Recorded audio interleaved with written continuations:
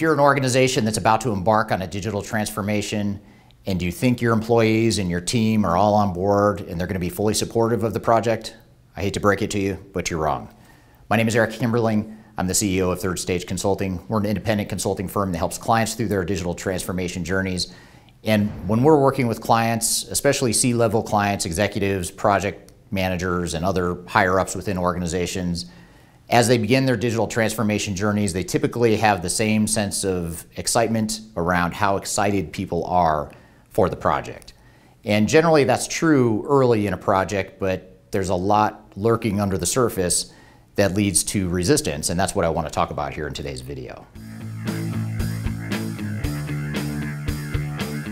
So there's an interesting dynamic in digital transformation where client recognizes that they have a problem with their current systems. They evaluate new systems, they identify that dream technology or technologies that are going to help improve their business, and there's a level of euphoria or excitement and momentum that is at a high at that point. That's when employees are generally most excited, executives are excited, and the organization is rallying behind this common vision and direction.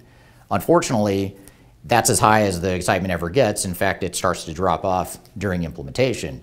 And I want to explain why that is and what dynamic we see play time and time again at organizations of all different types and sizes and industries. So a good way to think about this is to think about your transformation project as you're looking out at the blue waters. This is supposed to be the ocean, even though I'm a terrible artist. So that's the ocean. You're looking out at blue seas, you're setting a course, you're setting a direction for your change initiatives and your overall transformation. And you might see just bubbling up over the surface a very small tip of the iceberg. A very small subset of your organization might be resistant to change. You might have a couple naysayers early in the process that you've identified. If you have a few thousand employees and you have a handful of employees that might be resisting the change vocally or openly, that's pretty good. Generally, that's just a minor blip in the grand scheme of things. So there's generally early in a project, clear blue waters. You don't see any challenges yet. You might see just some very minor resistance along the way. But generally, like I said, when a company has picked the software, they're defining their roadmap to move forward, they see the potential and the possibilities of what could happen with their digital transformation, people are generally pretty excited. And again, you may have a few naysayers, but most organizations find that 99% or more of their organization is pretty excited, or at the very least, they're not resisting the change at that point in the project. But where we start to run into trouble is as we get further into the project, and the further we get, the more we expose below the surface, and that's what I'll talk about next. So the thing we want to do when moving into our digital transformation, moving through the transformation, is to get below the tip of the iceberg. And we need to look down here below the surface of the ocean and start to identify what's lurking underneath. And a lot of times, like I said, you have the occasional naysayers. Those are a minority of team members that are going to be actively resisting a project in general. The bigger problem lies underneath the surface where people's intentions are good. They want to see the organization succeed. They're on board with the concept. But once you start threatening and jeopardizing individual people, that's where people start to dig in their heels and they unintentionally resist whatever change it is that we're pushing through. So just as an example, a lot of times we work with organizations that have highly tenured employees that have been at the company for, say, 20, 30 years. And despite the fact that the systems are old, they're broken, they don't do what they want the software to do, the employees have found a way to work around it. They've created spreadsheets, they've created manual processes, and they've also created a sense of pride in being able to overcome the fact that they have these weak, inefficient systems. So while on the surface they're thinking, yes, we as a company need a new system, underneath the surface are individuals that are humans that have a feeling of pride that they take in being the source of tribal knowledge or the importance that they play within the organization because they are the heroes that can fix a broken process or the broken systems. So when you take that dynamic away, that's where I'm going to start resisting change if I'm that person. I may not come out and say I'm opposed to this project, but I might start resisting the changes. I might try to keep certain things out of the system so I can keep my spreadsheet that I created 20 years ago because there's no possible way that your technology could do what my spreadsheet could do. That sort of dynamic comes into play, and that's what we need to look for, and that's what we need to be aware of.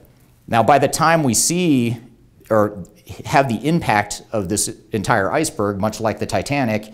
Once you realize it's there, it's too late. You've already hit the iceberg.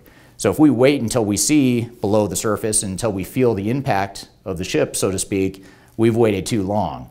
So the key is, how do we get below the surface? How do we identify these things before we ever make impact? And that's what I'll talk about next.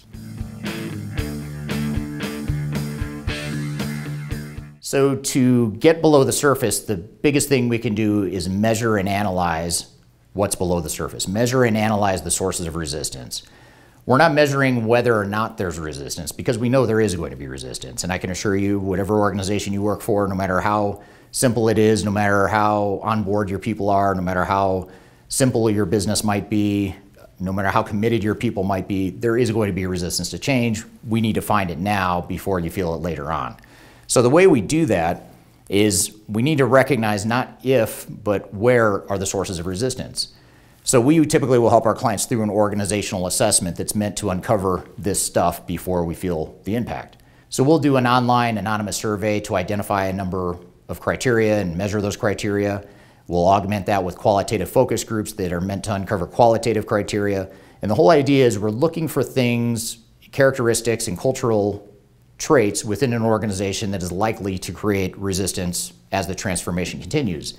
So for example, we may find that the sales group within location A, if we're a multinational organization, location A, the sales reps there, we have identified a source of resistance, which is they're very sales driven, they're under a lot of pressure, they're paid heavily on commissions, and to take time out to change processes or to add administrative burden to their processes is going to create some resistance and reluctance to go along with that plan. So that's just a very simple example, a common example, by the way, where sales organizations sometimes don't commit to the project as the project continues because they start to realize that now with new technology, we're actually putting more burden on sales reps to capture more information in the field, to capture more about their customers and their prospects that maybe they didn't have to do before in a centralized way.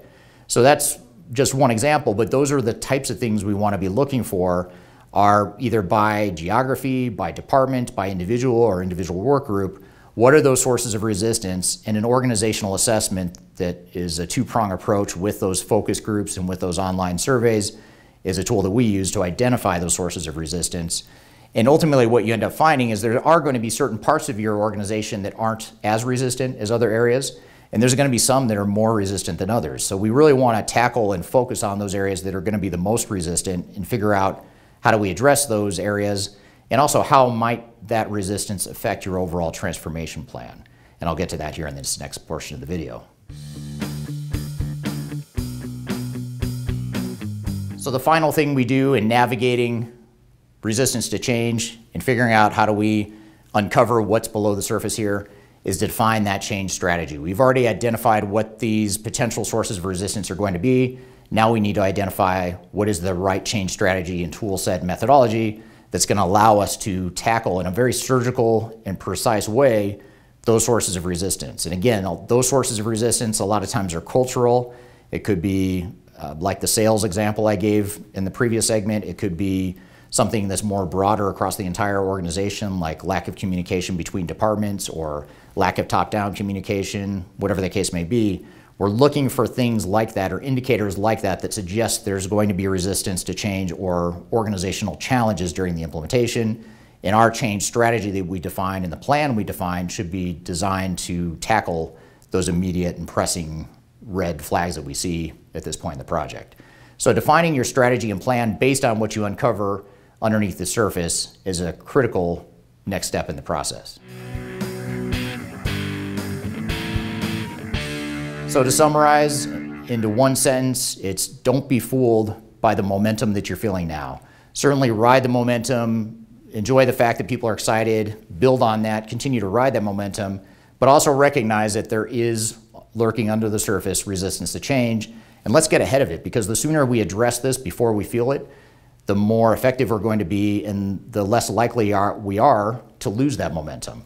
The worst thing that can happen is we don't uncover this stuff. People are excited. They're excited until they hit the iceberg, and then all of a sudden they're not excited anymore, and it actually flips, and now people are completely against the project. So we need to help identify this so that we can navigate our way around it and keep people excited and continue to ride that path of momentum. So I hope you found this information useful. I encourage you to download our paper on organizational change management. I've included a link below. It's the definitive guide to organizational change on your digital transformation. It covers things like this that I've talked about, along with a ton of other stuff. I encourage you to download that, as well as other content that I've included in the links below. So I hope you found this information useful, and have a great day.